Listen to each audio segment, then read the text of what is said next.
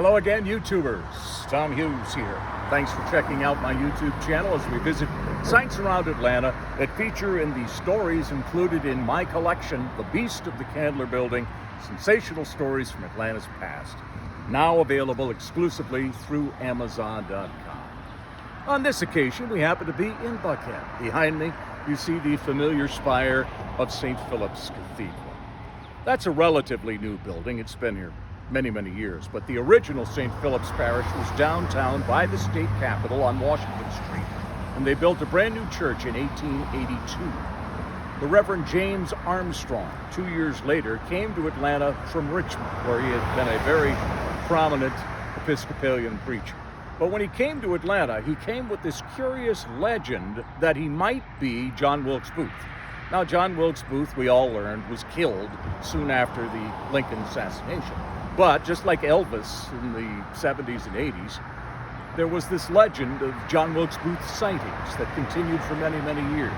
And Armstrong did look just like John Wilkes Booth.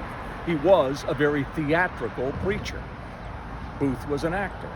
He limped, Armstrong did, on the same leg that John Wilkes Booth had injured while jumping to the stage at the Ford's Theater. When he came to Atlanta, Armstrong laughed and said, "I can't believe that story has followed me here. I am not John Wilkes Booth." And almost certainly he wasn't. But in Atlanta, he had a very brief, meteoric career. He came to Atlanta, was very popular, had a very attractive wife and daughter, and they were in the society scene. He was a charismatic preacher, built the brand. St. Philip's the pews were packed. But only a year or so after he got to Atlanta, he went on a holiday for the summer, returning through Cincinnati, where a reporter observed him, or reported observing the Reverend Armstrong, visiting whorehouses and drinking beer with the ladies.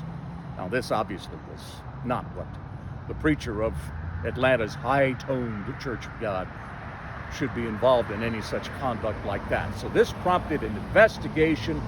A lengthy ecclesiastical tribunal reviewed the case. It split St. Philip's.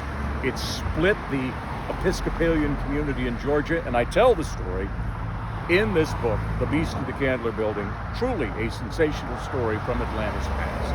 I hope you'll check the book out at Amazon.com. I hope you'll visit the other YouTube sites. I'd like to give a tip of the cap to my videographer, Kathleen McGraw. Stay well. Check out the book. Thanks very much.